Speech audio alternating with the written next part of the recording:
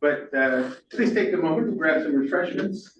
And I think we're all set up, and Christina is going to tell us when to start. Okay, yeah. Looks like there's a good quorum already from folks joining online, so I think we can go ahead and get started. Good day, everyone. I'm Christina Chin. I'm the Managing Director of the AI for STEM Education Center here at UGA. And on behalf of Xiaoming Zai, who's the director of the AI for STEM Education Center, he isn't able to join us, but I think he actually is joining us virtually for a little bit on while he's on the plane. Yes, I'm here. I'm on the flight. There's enough noise, so I just mute myself. Thank you, Christine. Oh, Thank you. thanks. Thank you, Ron. Thanks, Xiaoming. Yeah. We both want to thank you for joining us. And it's my pleasure to introduce our distinguished guest speaker, Dr. Robert Branch. Dr. Branch is a professor of learning, design, and technology, and currently heads the Department of Workforce Education and Instructional Technology here at UGA. Since joining UGA in 1996, Dr. Branch has shaped learning for generations of students. He's mentored over 100 or so master's students and dozens of doctoral candidates. And he's taught courses from instructional design to project management and technology integration. His research focuses on the critical area of using diagrams to deconstruct complex conceptual relationships and flow processes, particularly within STEM education.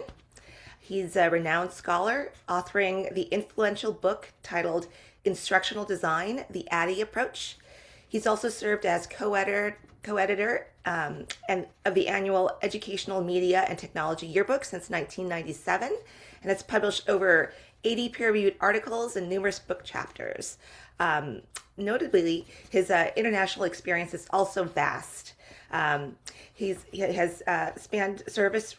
His service has spanned from the Peace Corps, volunteering, to lecture in Botswana. He was a Fulbright lecturer, researcher in South Africa, and he was also involved in educational curriculum projects in Ghana and Tanzania.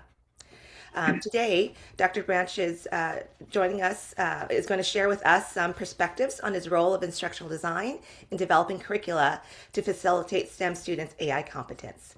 Please join me in welcoming Dr. Branch.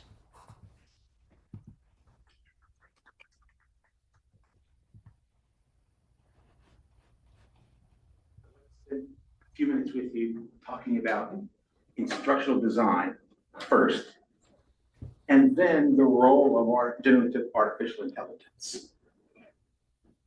By the time we get done, the idea is that you will actually help me identify some additional areas when we think about systematic design and instruction that we can use artificial intelligence.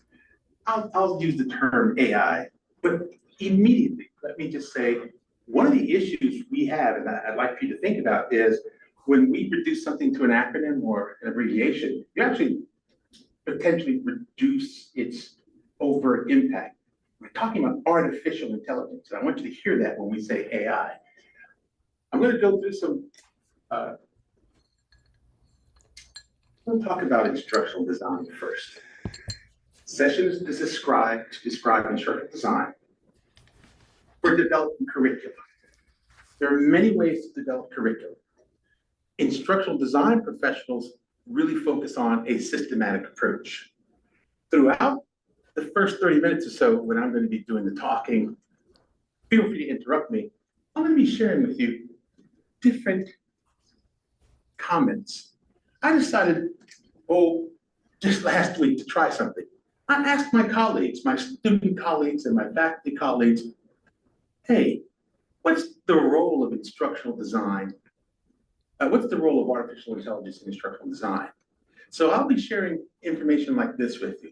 I'll just put it up on the screen. I may or may not reference it, but I do want to start with this one. Hey, again, this is Tom.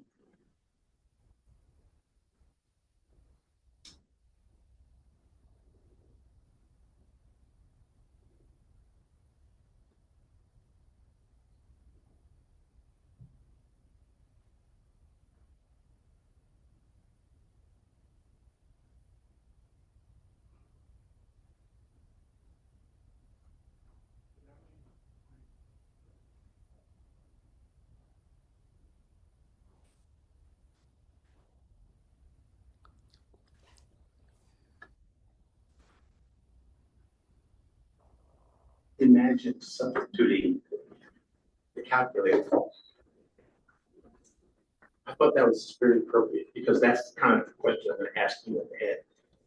When we talk about instructional design, there are many ways to develop instruction.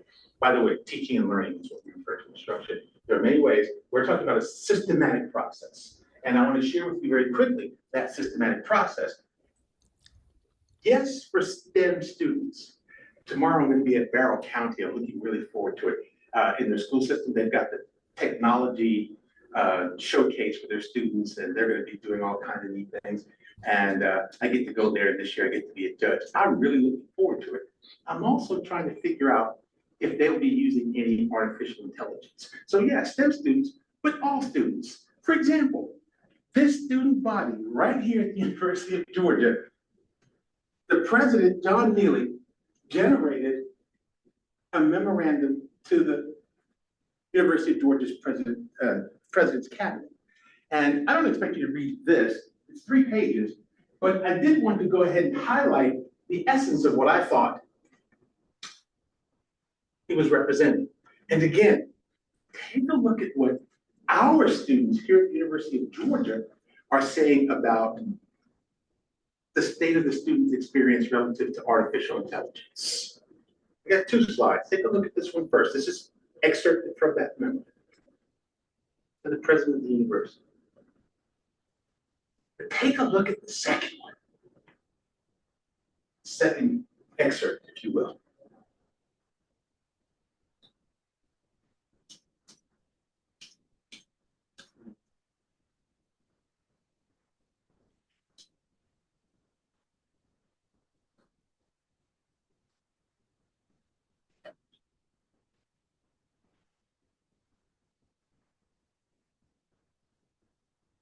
Where did you fall?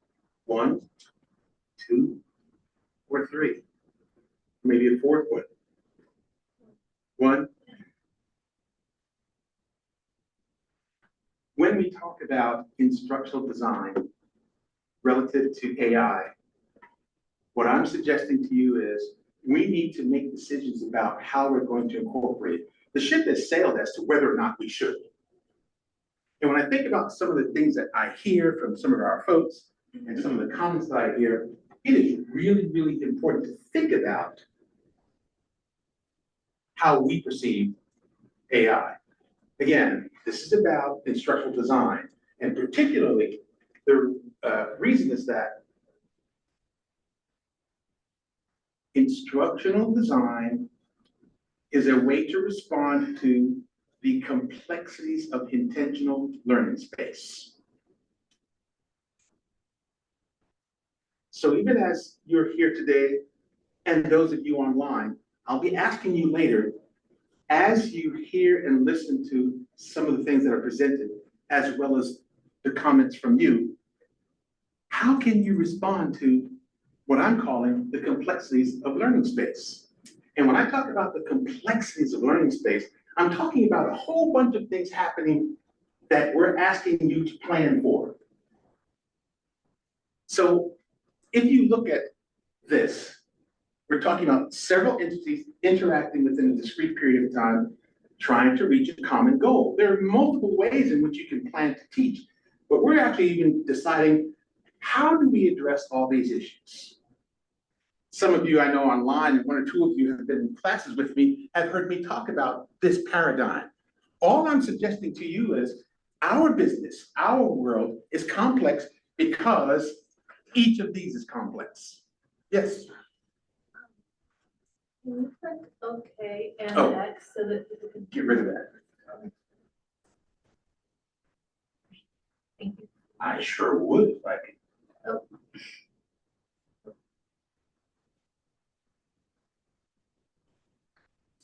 I'm gonna get to it. Oh, shucks. It's probably not okay then. There's even something in the chat. So Oh, I just saw your mouse.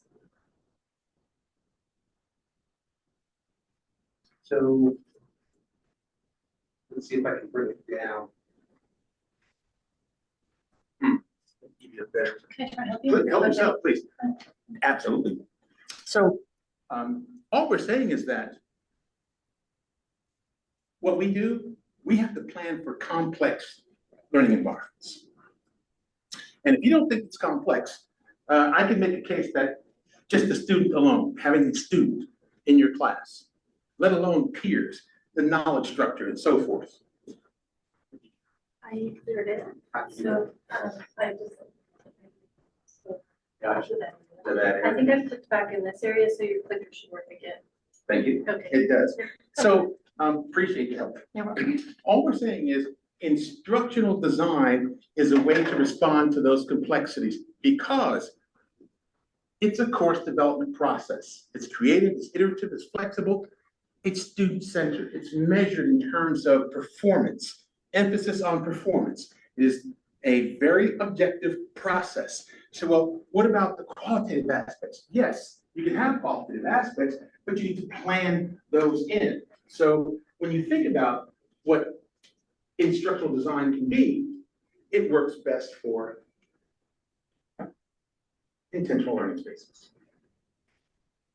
I'll get to again, the idea is, what is it about instructional design that allows us to use artificial intelligence or different kinds of AI tools? Well, when we think about instructional design, a lot of people say, yeah, it says lockstep approach. Oh no, there are various ways to generate instruction using various different instructional design models. You've even seen these kinds of images. I've worked on many different kinds of instructional design models and different portrayals. As the research said, or a summary, is that I really do study how to look at complex processes. There are various ways to look at instructional design. I'll share these two different volumes. Take a look and send them the other way while we talk. But the reason I share this with you is because when we think about instructional design, it is not a linear process. It involves quite a few iterations, back and forth, feedback loops. So here's the first opportunity that I'd like to mention to you. How can we use artificial intelligence to capture the essence of the iterative nature of planning? You've got a handout at your table. I encourage you to either make a mental note or write down, starting at this point, what are some ways I can maybe boost my productivity? Well, what are some ways in which I can really capture the essence of the instructional design process using artificial intelligence? What I would like to posit to you this afternoon is that because this learning space business, we can use analysis, we can use design, we can use development, implementation, and so forth. You've probably heard it before, and this is an opportunity for me to say, okay,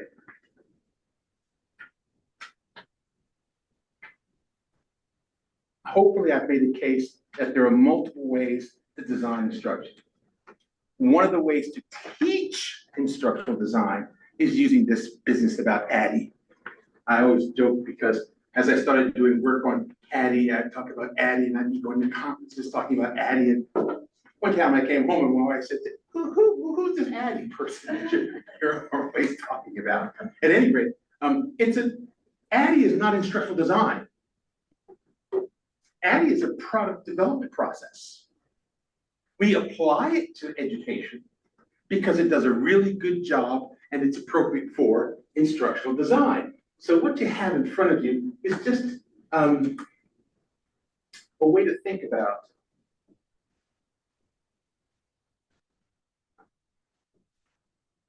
the different tasks involved with doing planning. But this is more than just lesson planning, as I hope you'll see. And that's important because There are a lot of things that we call the front end planning. When you think about the curriculum that you use or the curriculum that you receive or that your professional association has developed, hopefully there's been an instructional designer involved in that process, looking at that first phase. So when we think about this, I would ask you to remember, we want to use artificial intelligence to close a performance gap. If you got a motivation problem, you don't need instructional design. Call in the counselors. If it's a lack of resources, you don't need instructional design. Go talk to your support people, your infrastructure people, your facilities people. If it's a lack of knowledge and skills, now we're talking. If it's a lack of knowledge and skills, now I can begin to think systematically about this.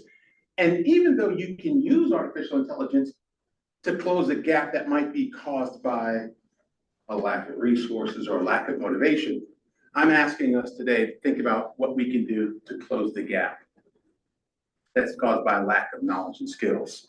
So what I've asked you to do, take a look at this. I'm going to go through, well, you see there are 21 tasks. These are common to most instructional design practices. They're not exclusive. Some of the categories may shift a little bit. We've got professionals in our college and certainly in our department that teach instructional design courses. We have advanced instructional design.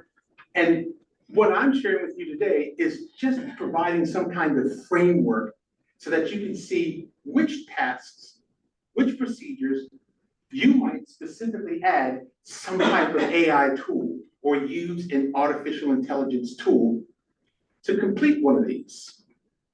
So I'm going to pause right now. You've seen all 5, you've got them in front, and even form an opinion, if you will, about which of these you do, or which of these that you already might use artificial intelligence or some artificial intelligence tool.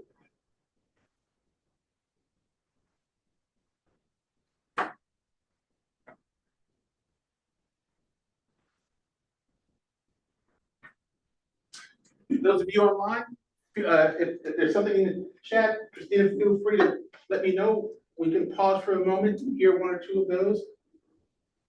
But take a look at these 21 tasks or procedures. Again, it varies depending on the instructional designer, the context, and so forth. Many organizations have their own instructional design process or model. Wonderful. You can rapid prototyping, you can do all kinds of layers of necessity, but essentially, at the end of the day, these 21 things typically need to happen before you go into the classroom.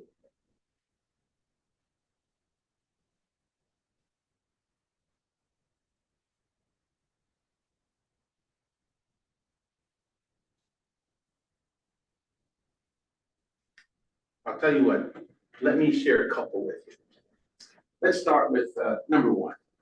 This is like a needs assessment. When you say validate the performance gap, remember I asked you to think about instructional design is a direct response to a lack of knowledge and skills.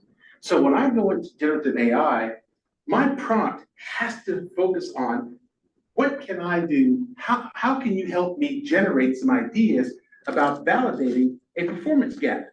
Take a look at this performance assessment. This is from excerpted from one of the team projects in one of our instructional design courses. In the instructional design course, they're encouraged to go through all 21 of these tasks. Here's an example where if I'm going to conduct a performance assessment, what kind of AI tools might I use? Or what would I seek from an AI tool? Hey, wait, that's not rhetorical. What might I do? What might I seek from an AI tool? Anyone? I want to do a performance assessment.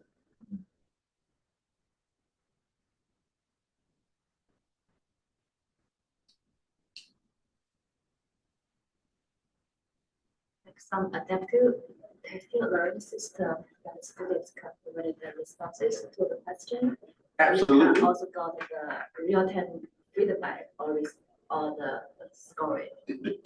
Two actually very good ones. So I can use it to provide some type of adaptive response. So I can do some kind of real-time response. And then also it helps me get at the students or the learners who are actually there. I'm just talking about performance assessment. What kind of data do I even need to put in there?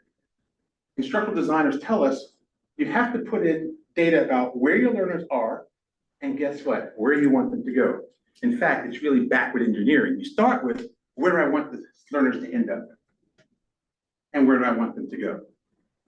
So when I think about one of the roles of artificial intelligence is to maybe give me some new insights on how to conduct a needs assessment so I can better get to the students. One of our student teams in the Advanced Instructional Design course actually created a podcast called Let's Talk Design Podcast. Honestly, I had it queued up.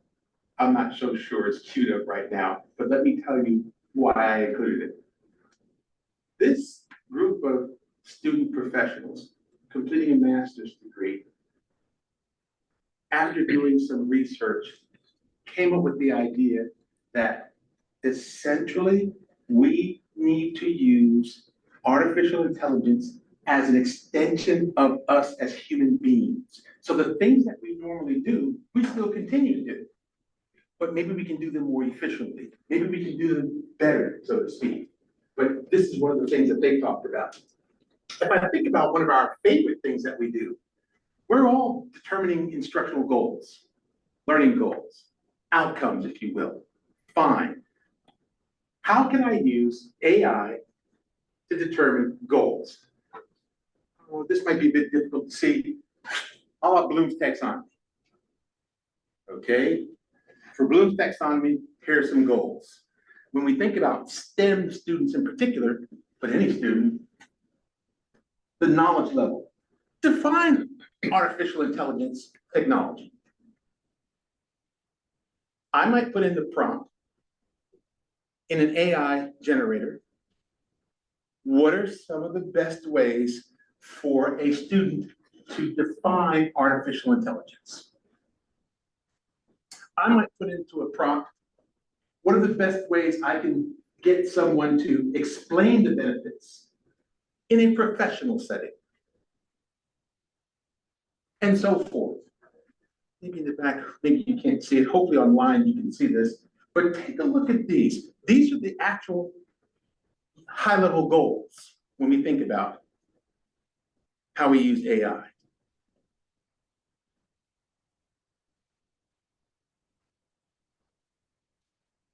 Those were high level. Take a look at what it means for objectives. This is interesting. This is the first time second time I've tried this. The comments that you've been seeing, such as the ones that are here, these are your colleagues. These are your student colleagues and your faculty colleagues. And this is data that's, I don't know, about a week old. But this is the thinking that we have today.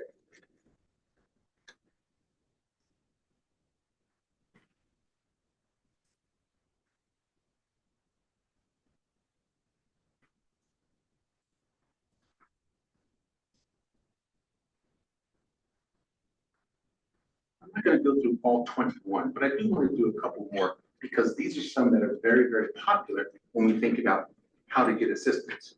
This says in instructional design, we identify the required resources. And this is an overview of another sample from another team project. But the point I'd like to make here is when we talk about required resources, we're talking about resources for the entire instructional design process, from A to E, if you will.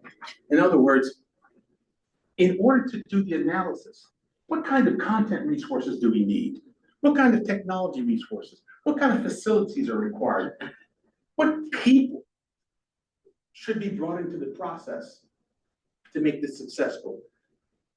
One of the things that I've often mentioned about instructional design is that it's a fantastic tool, but you don't need it for everything.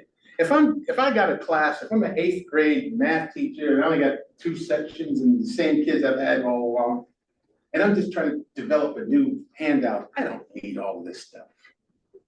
But if maybe I'm the department chair in my school for 5 math teachers preparing for standards, maybe we want something more consistent across the classes. So it needs to be a team effort. Instructional design, 90% of the time, is a team effort. This is just one example. I've got some others that I can share if we need to later. But the idea here is that we can go into an AI generator and say, hey, what are some resources, what are some facilities that would be necessary to implement a particular goal? Excuse me. Another favorite that we use artificial intelligence for is project management. And when we think about managing projects, this is another sample, a different group, but the idea here is that there are tons of tools, project management tools. But there is a difference when we ask something like ChatGPT, hey, give me the most efficient way to complete a project. If I consider preparing a curriculum as a project, then I can, and working with other people, then I can use something like ChatGPT or all the others that are available to help me generate a project management plan. I shared this one with you only because it uses, again, those 5 areas. What are we going to do during the analysis phase? What are we going to do during the design phase and so forth? Just trying to share some ideas with you before we get to your part. For example, another one, task inventory. Okay, that's some of my language I tried to throw in there. A curriculum map. Look familiar? We can use artificial intelligence in this part of the instructional design process to do at least 2 things. One, we can say, here are our goals. Again, I'm just using Bloom's taxonomy for convenience, just to show that there are different levels of learning. So for knowledge level, low levels of learning, perhaps, do it. Simple levels are just understanding. I can say, hey, what are some ways in which I can generate knowledge goals and learning tasks? And I can go through comprehension, application, and so forth. Here's the second thing that I find really neat. I can throw those 6 goals in there without this stuff and say, there a curriculum map for these 6 goals. What comes out? Several of these kinds of things. We're talking about using artificial intelligence as a way to be an extension of the human being, an extension of what the instructional designer can do, and to be more efficient. A couple more. One of my faculty colleagues, when I asked the question, in fact, I said, I put out, hey, I'm doing a presentation. What's the role of AI in instructional design? He said, I don't know if there's the role. There are a couple of roles. Take a look at what Dr. Carroll said. So I'm sorry, I wasn't going to name names. Take a look at it.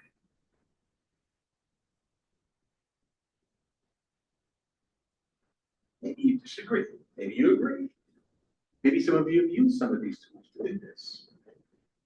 But based on the kinds of things that we do and that I'm asking you to consider in instructional design, we can then generate more parts of the process.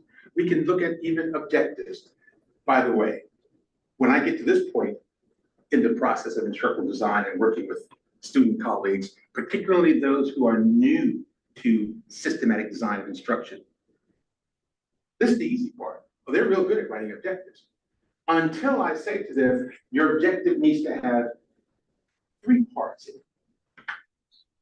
It needs to have a task, or the actual performance, the condition under which you would expect that student to perform that task, and a criterion component in that objective. And that is the one that really gets people, because they'll put down, oh, to 100%. Oh, well, no, we're good with 90% as the criterion. No. I'm talking about a criterion component that is commensurate with industry standards, that is public to anyone in the world. That's the prompt that I put into AI. Let me repeat that. Those of you online, I'm not looking at you right now, but right here in the classroom, there were a couple of quizzical looks when I mentioned that bit about criteria. So let me repeat. I'm asking instructional designers to work with colleagues to generate a performance objective that inculcates at least 3 parts. The actual performance or the task, of which, by the way, they already have that. Remember that curriculum map that we generated way back in the task, whatever? We already got that. But under what conditions? The conditions need to simulate the reality outside the classroom. A lot of our objectives are at the end of the term, that's our condition. Or during a test, that's our condition. I'm asking you to maybe use AI to figure out what are some realities outside the classroom where the student might be expected to perform that task. I think I need to pause. I need some help. Who can help me interpret? What am I suggesting here? Online or in here? Task, condition, I'll get back to the criteria. What do I mean by the condition needs to simulate the reality outside the classroom?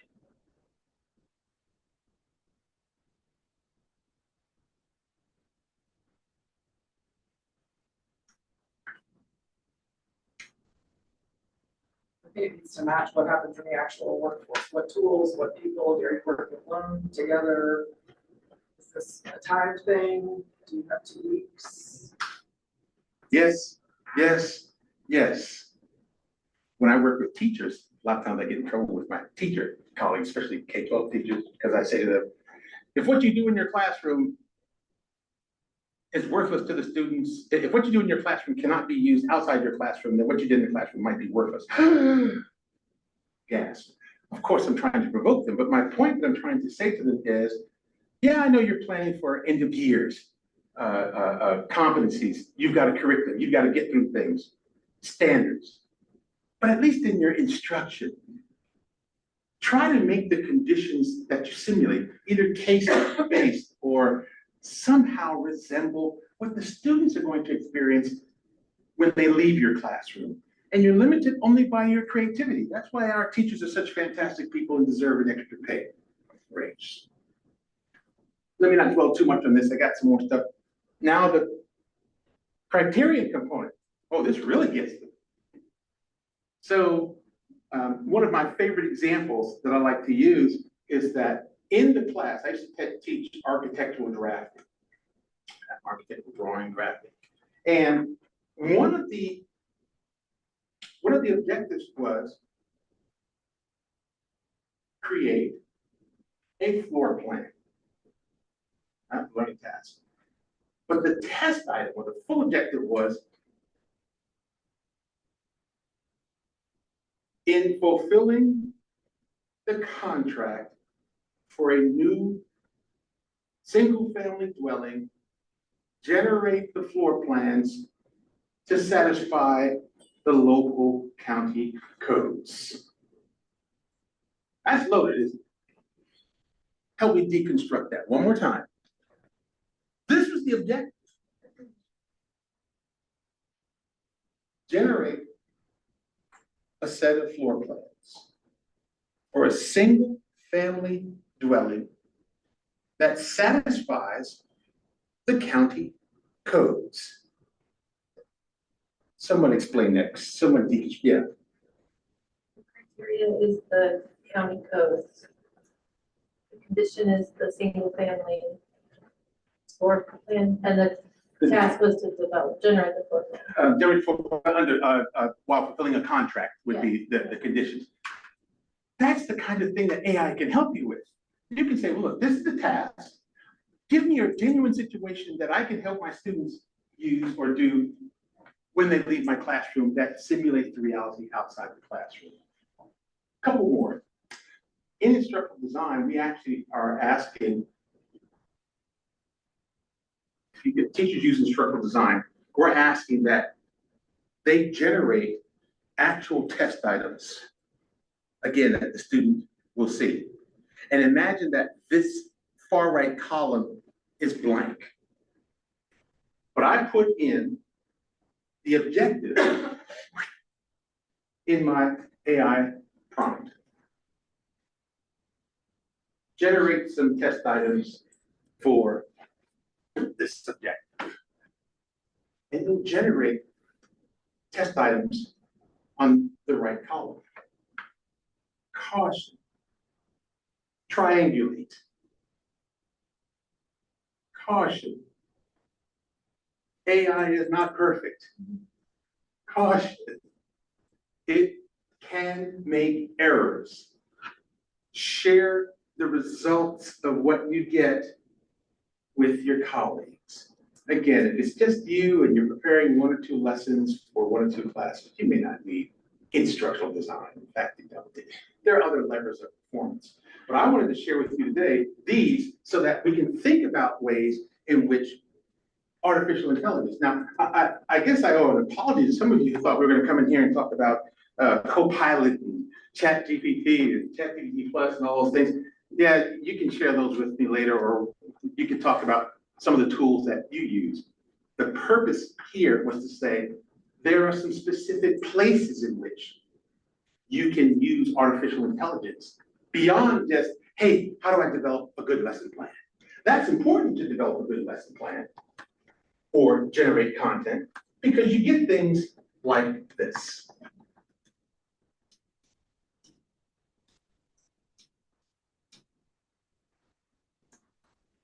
I'm going to end with a couple of my favorites. It's called instructional strategy. We can call it a lesson plan. Again, this is from Adding Team 2. I thought they had a better name than that. I think you're already good at generating or using AI to generate lesson plans. They've got an AI generator specifically for K-12 teachers in the Western Hemisphere for generating lesson plans. We've come that specific now. We're no longer talking about just 1 or 2. We're talking about AI generators that can be very specific. This is an example of how, if I say, I want to use this structure, Gagne's 9 events of instruction, anybody? Gagne, 9 events of instruction? Good, 1 or 2 heads nodding. You instructional designers, if you don't know about this, boy, we need to do a better job. Anyway, Robert Gagne, he's a psychologist. He said you need to have students learn when you do some things psychologically. The point I want to do is the second column. You can ask, hey, I've got a lesson on, we don't have the title, aligning expectations and performance. What's a good way to capture the student's attention? Help me generate a 3-component objective. What should the students already know before I try to introduce new content, whether it be the teacher or the students doing a team project? What should I already know? And then they really focus on content. Sure, we are teachers, we need to know content. That's a good thing, but it's okay to find out other content. If you get content from other sources, make sure it's cited. When we talk to our students, we talk about AI and citing your references just as if it was any other reference. But notice this, guided practice, independent practice, and then assessment. You can ask AI to generate some of these kinds of things for you. And then the other favorite that I've got is select and develop media. So again, I'm just selecting a couple of these procedures. you might do a different model, but the one that talks about media, I got 2 slides here. Now I can say, hey, what kind of media can I use for those students who claim they have a preference for visual learning? I did not say learning styles. No one, I say that at all. What can I do for those students who we know like hearing things? Oh man, especially younger students. I take that back, all students. What are some manipulative, what are some things I can do? What media can I use for this objective that facilitates those who really benefit from media? And again, I rely on Bloom as a way to organize my thinking to say, hey, what are some media? What are some things that I can incorporate in my instructional strategies that help facilitate these levels of learning? I won't put in one whole bunch, but I wanted you to see this more than anything else. So I really want to get to where you guys can help me out here.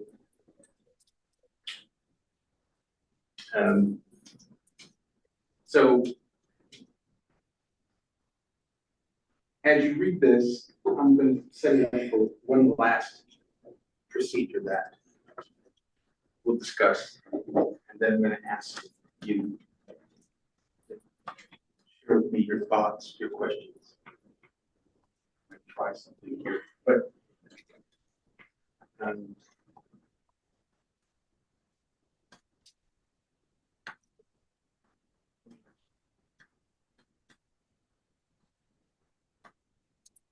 these are your colleagues. This data is less than a week old. Of the 21, the last one I'd like to share with you is evaluation. When I think about evaluation, at least in instructional design, we subscribe to the 5 levels. And again, this barely is the tip of the iceberg. I can ask, what are some level 1 evaluation tools and strategies for a particular objective? And oh boy, it'll give me who, what, when, where, why, and how. That's how you want to be thinking about using artificial intelligence. And again, what I'm saying to you is, I'm not suggesting to you that this is an instructional design model. This is just a way to either teach it or learn it for novice people. This is a way that you can say, well, I got 21 different tasks. Maybe you've got 30, maybe you've got 15, but whatever it is, it's really practiced more like this. In fact, I'm working on animating this.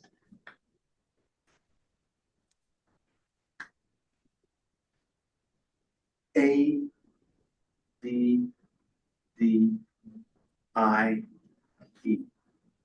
Analyze, design, develop, implement, evaluate. Is there a brave volunteer who would dare to help me out and interpret this? Imagine, this is animated. Imagine that it's going like this, that, and so forth. How can I dare claim that this really is practiced like this, but can be visually represented like this?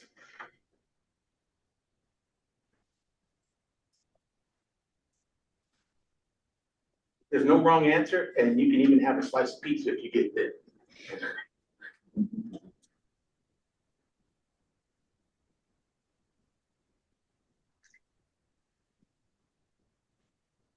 Yeah. Yeah, so I think evaluation is an ongoing process. Yeah, oh, that's more. Any more? That's evaluation. It's the bedrock. Yeah. Yeah, so in every step, you need to evaluate, and then the findings or whatever you arrive at will form the decision we make for the next step. Yeah. Other thoughts? So one of the things I'll be doing over the holidays, maybe the first week in January, since we don't start school until 12th now, I'm going to ask ChatGPT to help me with this diagram. I think. The reason why I say I think is because for this presentation, as difficult as it was, I decided I was not going to use any artificial intelligence. Maybe you can tell. And before we go, if there's time, I gave these guys the PowerPoint slide or whatever. I'm tempted to say, hey, somebody pop it in one of those AI generators and let's see what it looks like. Before we go there, I'd like to close my formal remarks with something from Stephanie Gilstrap. Stephanie is an instructional designer. Stephanie, are you online by any chance? She is. Uh-oh. Yes, So- sir, I'm here. Thank you. Stephanie shared a couple of things with me that I think really capture the essence of how we as teachers, facilitators, instructors can use instructional design. So I am going to pause long enough because I do want you to get this and then hear from you first. She talks about design brainstorming partner. She talks about scalability strategies. Stephanie works in our Office of Online Learning here at the University of Georgia.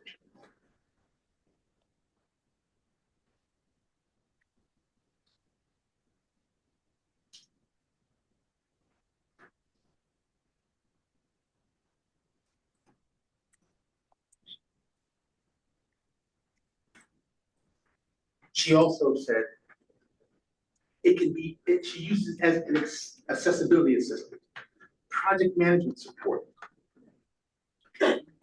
partner. Instructional designers often work with other people to assist them do their teaching so that the students benefit. Look at how she uses AI in that regard.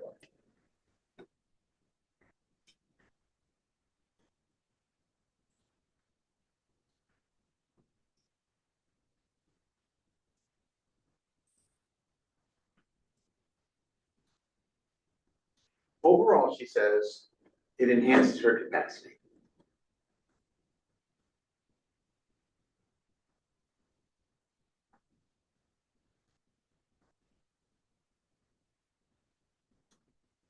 Stephanie, because I've implicated you, I invite you to make a comment if you choose.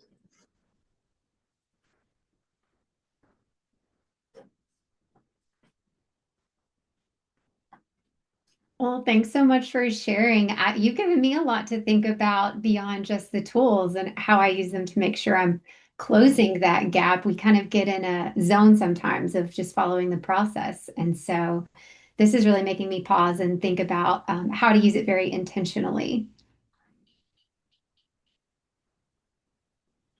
Thank you. Not sure what happened. We should. So I would like to conclude this portion before I turn it over to you. It just says, okay, so look, this was about the role of AI in instructional design. Hopefully you heard and learned about instructional design. These are the principles. So when you think about artificial intelligence, think about ways in which you can use generative artificial intelligence to enhance student-centeredness. Remember that it's responsive. You want to avoid AI-generated responses being the sole content for what you're doing. It's important that you realize it's a generative process, but it's intended to respond to those complexities of intentional learning. For the most part, it's a collaborative process. It's a high-fidelity process. High fidelity meaning that the entire process, you need to have line of sight. The entire process, once you identify what the objective is, that's your focal point. If the things you do in preparation or outside or inside the classroom are unaligned, well, let's put it this way. If you see yourself going askew or you use information generated from an AI generator, if it's not aligned with the objective, have the wherewithal not to do it.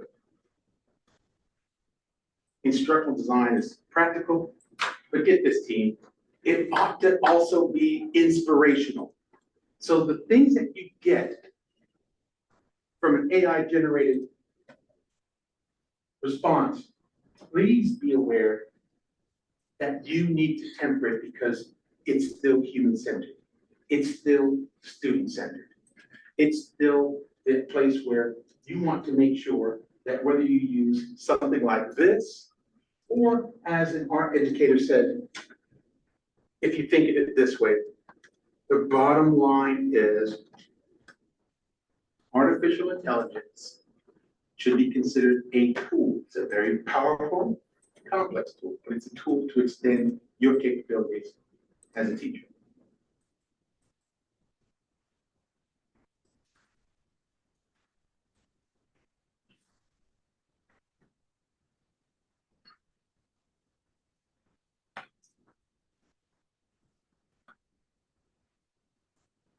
The next showing is at 2 o'clock to people ethics. In all sincerity, I put this up because that for me now is where I'm going. We need to teach the ethical implications behind all of this. Everything that I've shared with you, I hope that you got something from it. And I hope you can see how you've done this. But right now, please be aware, you're still the gatekeeper. Until the robots take over, you are still the gatekeeper. What information you share with your students, you're the gatekeeper. By the way, we didn't talk about it, but in your syllabus, be sure you've got something in your syllabus about what you are accepting. And if you're an instructional designer working with a faculty colleague, make sure they've got something. The university has a policy. And for those of us researchers who are publishing and doing manuscripts, guess what, team?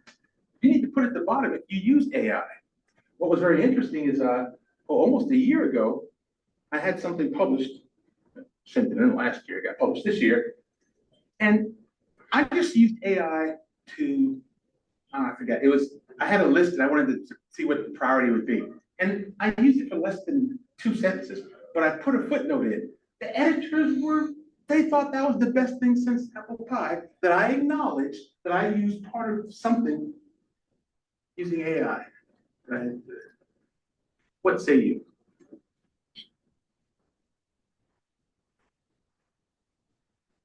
Yes. I'm an instructional designer in the College of Ag and Environmental Sciences. So I was working with a professor the other day, and we were talking about using AI to generate alt text for some of his complex images. Yes. And I could tell, but had never worked with a professor before. He had just reached out. So I wasn't sure what his policy was on AI in his classroom. And when I talked to him about, we could use this, we can use ChatGPT, let me show you one. Can you open a PowerPoint, give me one of your images and I'll put it down and show you.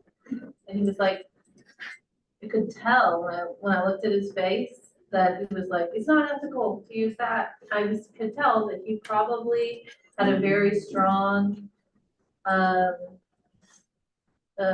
dislike of AI and probably had a very strong policy against it in his course because he was like, I think this is right. You know, it was the image, the alt text that it gave was accurate. And I said, well, if you feel like you need to, you can put in there that it was generated by ChatGPT.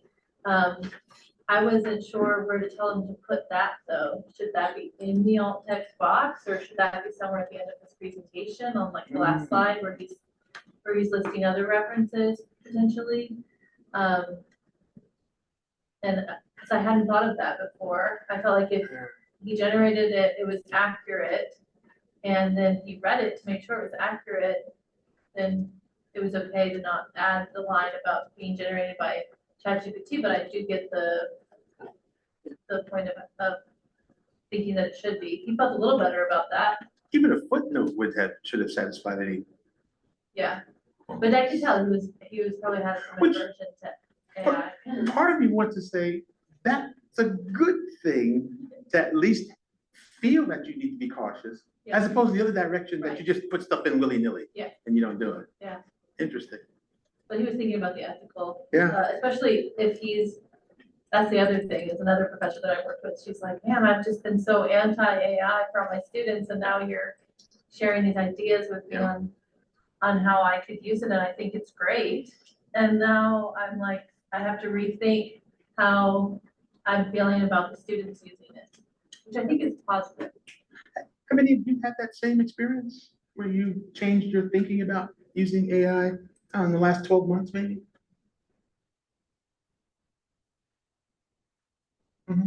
I certainly had mine expanded. My husband teaches psychology business, and he had some of his students who are mostly juniors and seniors over for an end of semester event. And the students were talking about AI. And I know I hear a lot of the faculty conversations, like there's this normal curve. There are the early adopters that are gung-ho about it. There are the people who are like, oh, we got to keep them from cheating. And then there's this variety in the middle. But students were really talking about how they used it, not on assignments so much, but to enhance their own learning. Like they fed the professor's PowerPoints and their notes into Notebook LLM and got back a podcast or flashcards or a quiz or I created a PowerPoint that streamlined or an outline of course content material. And then they were forced to, as they looked at that, see if there were discrepancies in what they had been taught, because you're not going to get any points from a professor if you answer a question wrong on an exam or turn something in that's wrong because AI told you this was it. So, I mean, they weren't even really so much talking about it from like an efficiency time saving standpoint, but like it gives me multiple ways to learn things. And it reminded me of all this accessibility stuff we're dealing with right now at DLC. Like if you are a listener, you can listen to it. If you want flashcards, you can get those. If you want a PowerPoint, if you want an outline.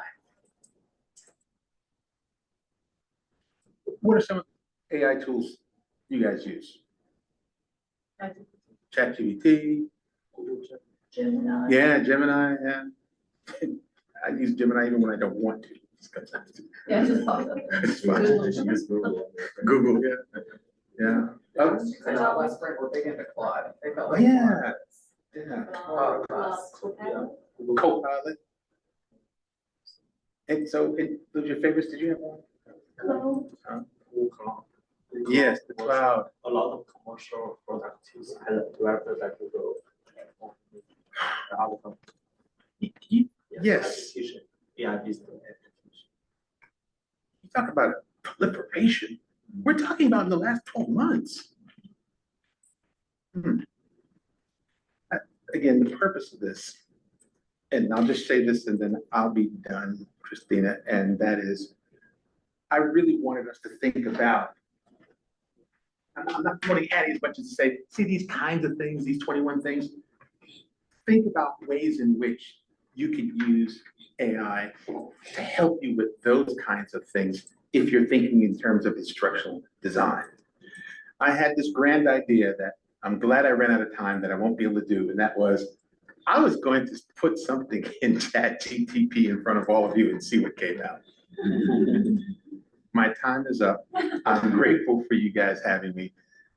Last question or comment before I hand it back over to Christina.